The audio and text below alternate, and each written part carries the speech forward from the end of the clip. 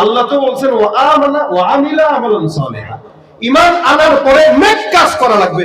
আমিও আশিত সারা জিন্দেগি গুনাহ করে অভ্যস্ত, নেক কাজ যদি আমি ঠিকমতো না করতে পারি তাহলে কি আল্লাহ আমার নেকগুলা দ্বারা গুনাহগুলো নেক দ্বারা পরিবর্তন করবে না? তাহলে তো আমি বিপদে পড়ে যাব। রাসূল কয় কথা তো ঠিক, আমার আল্লাহ কয় টেনশনের কারণ নাই। ওয়াহশী মুসলমান হওয়ার জন্য নিয়ত করছেন, হে জিবরাইল যাও আমার নবীকে জানায় দাও আমি আল্লাহ পাক রব্বুল আলামিন বললাম ইন্নাল্লাহা লা ইয়াগফিরু আইয়ুশরাকা বিহি ওয়া ইয়াগফিরু মা দুনা যালিকা লিমান ইয়াশা। আমার আল্লাহ পাক রব্বুল আলামিন বলেন নিশ্চয়ই আল্লাহ বান্দার শিরকের গুনাহ ক্ষমা করে না, শিরকের গুনাহ ক্ষমা করে না।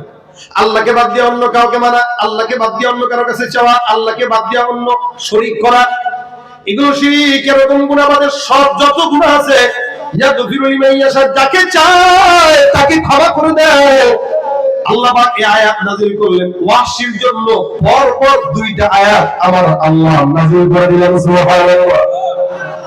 এবার ওয়াহশী ডাক দিয়া কয় হুজুর আল্লাহ তো বলছেন শিরকের গুনাহ বাদ দিয়া আল্লাহ যার যত গুনাহ আছে যাকে চায় তাকেই ক্ষমা করে দেয়। রাসূল আল্লাহ তো বলছেন যাকে চায়। আমি আপনার চাচার হত্যা করছি, আল্লাহ যদি আমারে না চায় তাহলে আমি কি করব? প্রশ্ন বুঝছেন নি? রাসূল করে এই প্রশ্ন তো মাথা কেমনে বেরোয়, তুই মুসলমানই না? না না হবো ঠিক আছে, কিন্তু জান্নাতটা পরিপূর্ণ কনফার্ম হয়ে তো করতে হবে। আল্লাহ পাক বলছেন ইয়াগফিরু লিমান ইয়াশা, আল্লাহ পাক যাকে চায় তাকেই ক্ষমা করে। আমাকে যদি আল্লাহ ক্ষমা করতে না চায় জাহান্নাম ছাড়া তো উপায় নাই। এবার আল্লাহ পাক রব্বুল আলামিন কয় জিবরাইল যা আরেকটা আয়াত দিয়ে দিল, সুবহানাল্লাহ। এমন একজন মানুষের জন্য আল্লাহ পাক তিনটা আয়াত নাযিল করে দিয়েছে। আমার আল্লাহ পাক রব্বুল আলামিন বলেন এবার ফাইনালি কুল ইয়া ইবাদিয়াল্লাযীনা আসরাফু আলা আনফুসিহিম লা তাকুনাতু মির রাহমাতিল্লাহ ইন্নাল্লাহা ইয়াগফিরুয যুনুবা জামিআ ইন্নাহু হুয়াল গফুরুর রহিম। আমার আল্লাহ পাক রব্বুল আলামিন ফাইনালি বান্দাকে ডাক দিয়া কয় নবী আপনি আপনার উম্মতদেরকে জানিয়ে দেন যারা নফসের উপরে গুনাহের কারণে জুলুম করলো, আমি আল্লাহ পাক রব্বুল আলামিন বললাম ওই বান্দারা যেন আমি আল্লাহর দয়া আর রহমত থেকে নিরাশ না হয়, কারণ নিশ্চয়ই আল্লাহ বান্দার সব গুনাহ ক্ষমা করে দেয়। আল্লাহর মতো ক্ষমাশীল আর কোন আল্লাহ নাই, ঠিক কিনা? ক্ষমা করেন কে? দয়া করেন কে? বন্ধু হওয়ার যোগ্যতা রাখেন কে? যাদেরকে বন্ধু বানায় 15-16 বছর গোলামি করছেন, আব্বা আব্বা ডাকছেন, নেতা নেতা ডাকছেন, এরা কিন্তু বিপদের মুহূর্তে আপনাকে রেখেই দৌড় মারছে না। সুতরাং মুসলমান নবীর উম্মত আবারও যদি ভুল করেন মনে রাখবেন আল্লাহ ছাড়া অন্য কোনো ভালো বন্ধু নাই। যাদেরকে বন্ধু বানাবেন বিপদে পড়লে সবগুলা পলাবে, কেউ আপনার জান্নাতের টিকিট দিবে না। এই বাংলাদেশের ইতিহাস এরকমই, কেউ শান্তি দিতে পারে নাই। যারা আসছে যারা গেছে কেউ শান্তি দিতে পারে নাই। যতক্ষণ আল্লাহ আইন এ বাংলাদেশে রাষ্ট্র না হবে আল্লাহর কসম শান্তি আসবে না, শান্তি আসবে না, শান্তি আসবে না। সুতরাং ইসলাম ছাড়া অন্য কোনো কিছু আছে? কথা বলে আছে? আর ভুল করা যাবে? কেউ দিল না সবাই নিল, আমরা যে কোমর বল সারা বছর নেয় না খবর, নির্বাচনে খবর। কেউ দিল না সবাই নিল, আমরা যে কোমর বল সারা বছর নেয় না খবর, নির্বাচনে খবর। নির্বাচনের আগে নেতা ভরে কত রকম দেশ, দেখতে দেখতে গোল্লায় গেল আমার সোনার। রাগ করছেন কে? কে হাত তুলেন? আছেন কেউ? আমি কেমন হুজুর এগুলো রাজনীতির মাঝখানে ঢুকে গেলেন যে আপনি? কেউ ঠিক না? আরে ভাই 15-16 বছর স্বৈরাচারী থাকতেও বলছি, যার কারণে আমার লিস্টিও ছিল 35 জনের ভিতরে। এরকম জায়গায় গেছি যেখানে যাওয়ার পরে প্রশাসন এসে স্টেজে উঠতে দেন, এগুলো যেমনি আসছেন এমনি দৌড় দেন।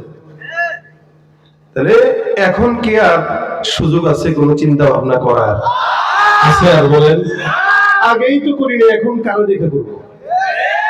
আমরা আগেও এক কথা বলেছি, এখন এক কথা বলি। কোন রাজনৈতিক দলের বিরোধিতা আমরা করি না, আবার কোন রাজনৈতিক দলের নেতাদের পাও চাটি না। ইসলাম ছাড়া আমরা কোন দলের পক্ষে না, ইসলাম ছাড়া কোন নেতার পক্ষে না। যেই নেতা ইসলামের পক্ষে আমরা তার পক্ষে, যেই নেতা ইসলামের বিরুদ্ধে আমরা সবাই তার বিরুদ্ধে। ইমানদার হয়েছি, রক্ত নবীন থাকবে, ইসলামের পক্ষে থাকবো না, তো হাত তুলে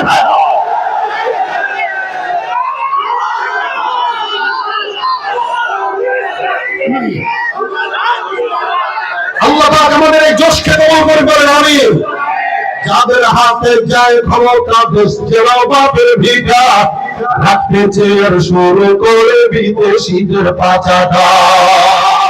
যাদের হাতে যায় ক্ষমতা, দেশের বাপের ভিটা, রাখতে চেয়ার শুরু করে বিদেশিদের পাচাটা।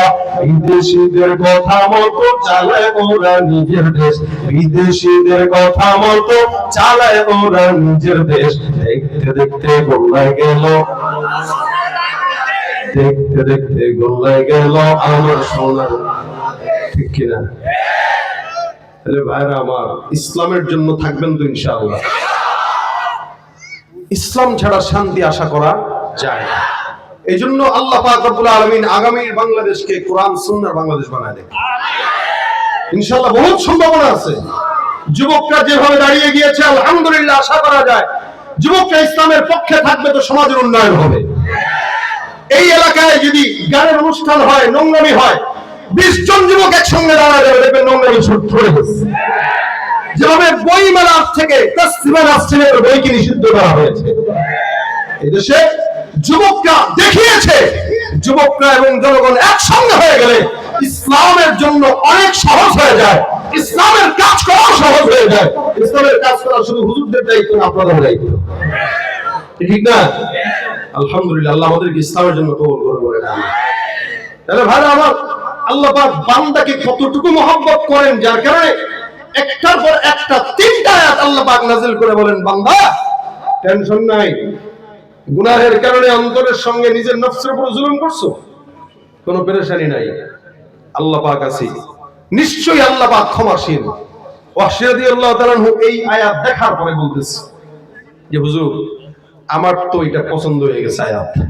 সুবহানাল্লাহ, আমার কি হয়েছে? পছন্দ হয়ে গেছে, আল্লাহর নবী আমার পছন্দ হয়ে গেছে, সুতরাং আমার আর চিন্তা ভাবনা করার সময় নাই। আল্লাহর রাসূল, আপনার হাতটা আমার কাছে দেন, আমি আপনার হাতটা রেখে, হাতে হাত রেখে বায়াত করে মুসলমান হয়ে যেতে চাই। সুবহানাল্লাহ, এমন একটা মানুষ যার ইস্তেগফার আল্লাহ পাক কবুল করে তাকে মুসলমানের ইসলামের নিয়ামত দান করতে পারে, সেখানে আপনি আমি নবীকে না দেখে 1450 বছর পরে যদি তাওবা করি, মাফ করবে না? তাহলে দেখেন, রাসূল করিম সাল্লাল্লাহু আলাইহি ওয়াসাল্লাম এই কারণে বান্দাকে বলেন, বান্দা আল্লাহ পাকের আমল বেশি বেশি ইস্তেগফার, এটা প্রত্যেকটা মুমিনের করা উচিত, শুধু আমি আর আপনি না, প্রত্যেকে। কারণ আল্লাহ পাক বলেন কয়েকটা জিনিস আল্লাহ পাক বান্দাকে ইস্তেগফারের মাধ্যমে দেন। যেমন হাসান বসরি রাহমাতুল্লাহ আলাইহি একদিন বসা, ওনার কাছে একটা লোক ঢুকলো, ঢুকে বলতেছে, হুজুর, আমার এই দুনিয়াতে এমন কোনো গুনাহ নাই যেটা আমি করি নাই, আমার একটু এমন একটা আমল শিখায় দেন যে আমলটা করলে আল্লাহ পাক রব্বুল আলামিন আমার গুনাহ মাফ করবেন। হাসান বসরি রাহমাতুল্লাহ বলেন, যাও বেশি বেশি ইস্তেগফার করো। কি পড়ো? ইস্তেগফার। 2 নম্বরে একজন এসে কয়, হুজুর, আমাদের এলাকায় আসমান থেকে বৃষ্টি হয় না, এমন কোন আমল কি আছে যে আমলের কারণে আমাকে আসমান থেকে আল্লাহ বৃষ্টি দিবেন? তো হাসান বসরি বলেন, যাও তুমিও পড়ো আস্তাগফিরুল্লাহ। 2 জন আসলো, 2 জনকে আমল দিল কি? একটাই, কি? আস্তাগফিরুল্লাহ। এবার আরেকজন আসলে দেখো, হুজুর, আমাদের যে এলাকায় থাকি, এলাকায় ফসলে বরকত টরকত হয় না, চাষ করতেছি, পেঁয়াজ হয় না, মরিচ হয় না, আলু হয় না, রসুন হয় না। ভারত আমাদেরকে পেঁয়াজ দিবে না বলে দিচ্ছে না? আচ্ছা কোন তো, ভারতের পেঁয়াজ খাই আমরা বাঁচি? আমাদের দেশে পেঁয়াজের অভাব আছে? আমরা কোনো, তোরা দিস না, পেঁয়াজও দিস না, আলুও দিস না, চাইলও দিস না, গরুও দিস না, আল্লাহর রাস্তায় গাঁজাটা দেওয়া বন্ধ কর। কিন্তু তোদের গাঁজা খেয়ে আমাদের যুবক গুলা সব ঠাকুর নষ্ট হয়ে গেছে, চাপা নষ্ট হয়ে গেছে। গাঁজাটা বন্ধ করলে আলহামদুলিল্লাহ, কিচ্ছু দরকার নেই। হাসান বসরি রাহমাতুল্লাহ বলেন, যাও ফসল হয় না তা আমল করো, আস্তাগফিরুল্লাহ। আরেকজন আসছে এসে কয়, হুজুর আমার সন্তান নাই, বিয়ে করছি অনেক বছর, একটা যদি আমল দিতেন তাহলে একটু সন্তান টন্তান যদি হইতো। আমাদের দেশে তো কিছু ব্যাকুলের দল আছে, সন্তান না হইলে সোজা খাজা বাবার দরবারে যায়। হ্যাঁ, বাবার কাছে, আব্বা আমার বউটার একটু ফু দেন। কই ফু দিবে? জায়গা আছে ফু দেব? ফু দিয়ে কি বাচ্চা হয়? একজনের বাচ্চা হয়েছে ফুয়ের মাধ্যমে, বিশ্বাস হয়? হ্যাঁ, ঈসা ইবনে মারইয়াম, আল্লাহ পাক ফেরেশতা পাঠিয়ে দিয়েছেন, জিবরাইল ফেরেশতা এসে এখানে একটু জামাটা খুলে ছু যাও। কি? আল্লাহ পাক তোমার গর্ভের সন্তান দান করে দিয়েছে। সুবহানাল্লাহ। আপনার পীরের কি কারামতি আছে নি? কথা কয় আছে? কেমনে থাকবো? ও তো মুইতা পানি না ঠিক মতো। এরকম বন্ধুর কাছে যাক, আব্বা আমার এই ফটো দেন, বাবা কয় ঠিক আছে, এতে কাফে বসায় দাও 3 দিনের খানকায়। 3 দিনের খানকা যদি এতে কাফে আপনার বউরে বসান, 3 দিন পরে যদি বাচ্চা হয়, বুঝে নিয়েন বাচ্চা আপনার না, আপনার বাপের। হবে না? পীরগিরিয়ার মাজার পূজা চলছে দেশটা জুড়িয়া, শিরকি আর ভণ্ডামিতে দেশটা গেছে ভরিয়া। গাজার কলকিটান মারিয়া, গাজার কলকিটান মারিয়া দেখায় তাদের সাম। ওরা শিক্ষিত শয়তান, ওরা শিক্ষিত শয়তান, ওরা শিক্ষিত শয়তান, ওরা আসলে নাই। খাজার কাছে যাওয়া যাবে? মাজারে সিজদা দেওয়া যাবে? হাসান বসরি আমল দিয়া দিলেন, যাও ইস্তেগফার করবা। আরেকজন এসে কয়, হুজুর দোকানে বরকত হয় না, টাকা পয়সা নাই, সম্পদ নাই, একটু কোনো আমল শিখা দেন যেন সম্পদ দেয়। আর যাও কি আমল, যাও আস্তাগফিরুল্লাহ পড়ো। সব বান্দাকে একটাই আমল, কারণটা কি? একজন পাশ থেকে বলে, হুজুর এ কি আমল সবাই চালাই দিতেছেন? শোনো, এ আমল আমার বাপে দেয় নাই, এ আমল আমার পীর দেয় নাই, স্বয়ং আল্লাহ কোরআনে গোটা দুনিয়ার বান্দাকে দান করেছে। আল্লাহ বলেন, ফাকুল তুস্তাগফিরু রাব্বাকুম ইন্নাহু কানা গফফারা ইউরসিলিস সামাআ আলাইকুম মিদরারা। আমার আল্লাহ পাক রব্বুল আলামিন বলেন, কোন ঈমানদার বান্দা যদি ইস্তেগফার করে, যত গুনাহ হোক না কেন সমস্ত গুনাহ আমার আল্লাহ পাক maaf করে দেয়। সুবহানাল্লাহ। যত গুনাহ হোক না কেন, সমুদ্রের ফেনা পরিমাণ গুনাহ যদি হয়, আমার আল্লাহ সব গুনাহগুলো maaf করে দেয়। ইউরসিলিস সামাআ আলাইকুম মিদরারা, আসমান থেকে যদি বৃষ্টি না হয়, কোন ঈমানদার বান্দা যদি ইস্তিগফার বেশি বেশি করে, আমার আল্লাহ পাক বান্দাকে আসমান থেকে বৃষ্টির ফায়সালা করে দেয়। সুবহানাল্লাহ। ওয়ায়ুমদিদুকুম বিআমওয়ালিহি ওয়া বানিন, সম্পদ যদি না থাকে, সন্তান যদি না থাকে, বান্দা যদি ইস্তিগফারের আমল জবানে উঠায় নেয়, আমার আল্লাহ ওই বান্দার সম্পদে আর সন্তানে ভরপুর বরকত দান করে দেয়। ওয়াজআল লাকুম জান্নাতি ওয়াজআল লাকুম আনহারা, যদি ফসল না থাকে, নদী নালায় পানিও যদি না থাকে, আল্লাহ পাক রব্বুল আলামিন কয়, বান্দা ইস্তিগফার করো, ফসলেও বরকত দিব, নদী নালাগুলো পানি দিয়া ভরপুর করে দিব। আমার নবী পয়গম্বর বলেন, কেউ যদি জবান দিয়া ইস্তিগফার উঠায় না, মাল্লাজিমাল ইস্তিগফার জাআলাল্লাহু মিন কুল্লি হাম্মিন ফারাজা ওয়া মিন কুল্লি দিকিন মাখরাজা ওয়া রাযাকাহু মিন হাইসু লা ইয়াহতাসিব। যত বড় পেরেশানি থাকুক না কেন, টেনশন থাকুক না কেন, সব পেরেশানি দূর করবেন কে? খালি জবানের শব্দ কয়টা? কয়টা? কি? আস্তাগফিরুল্লাহ। কি? আস্তাগফিরুল্লাহ। রাসূল বলেন, আমি প্রত্যেক দিন কমাস কম 100 বার ইস্তিগফার করি। রাসূল নিষ্পাপ, মাসুম। এই মাসুম নবীও যদি প্রতিদিন 100 বার পড়ে, আমাদের তো 1 কোটি বার পড়া দরকার। কি বলেন, ঠিক না? 1 কোটি বার আমাদের পড়া দরকার, কিন্তু আমরা একবারও। আসান তরিকা যদি শিখায় দেই, 5 ওয়াক্ত নামাজ পড়ার অভ্যাস আছে? হ্যাঁ, হাত তোলা দরকার নেই, থাক। কারণ অনেকে আছেন হাত তুলবেন অযথা, কিন্তু পড়ে না। তোলা লাগছে, তুলছে আর কি, হাত তুলতে তো কষ্ট হয় না। আমাদের বাংলাদেশের ফজরের নামাজের দিকে তাকাইলে মনে হয় দেশে নাস্তিক ভরা, আর জুমার নামাজের দিকে তাকাইলে মনে হয় সব ইমানদার ভরা।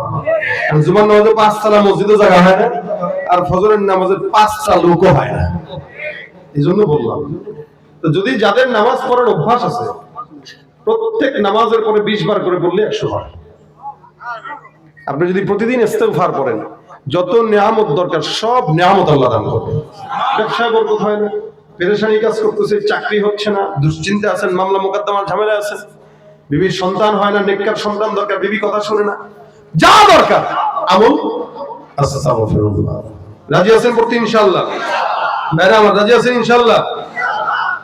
আজকের এই মাহফিল থেকে যদি এই একটা আমল নিয়ে যায়, এই কষ্ট করে এত দূর পর্যন্ত আসা বসা কথা শোনা সব কিছু সার্থকতা তখন যখন এই একটা আমল আমরা জবান দিয়ে করতে পারবো। কি জোরে সরে কি? কারা কারা পড়বো হাতটা তুলে দেখা যায়। নিয়ত নিয়ত করি, আল্লাহ তুমি কবুল করো, আল্লাহ তুমি আশা পূরণ করো, আমল করার তৌফিক দাও। এই যে নিয়ত করছেন, করতে পারেন বা না পারেন সব লেখা হয়ে গেছে।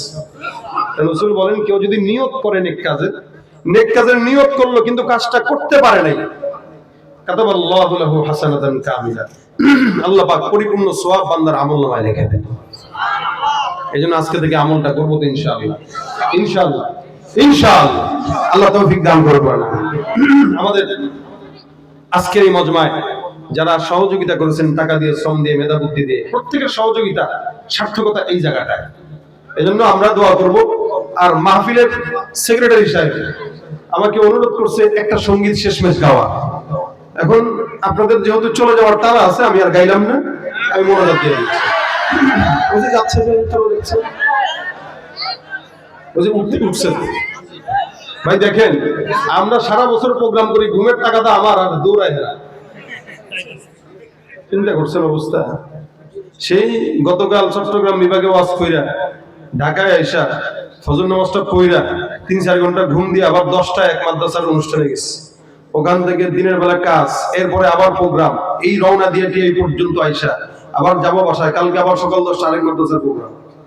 ঘুমের টাকা যত ভাই আপনার চেয়ে আমার বেশি, কিন্তু আপনি আবার থুয়া যান, তার মানে আপনার বউ মনে হয় কাঁদতেছে আপনার লেগে, উঠে আপনি গেলে পরে আমিও গজলটা শোনাবো। যান এবার যান, কে আছেন যাওয়ার? যান, এখন যায় না,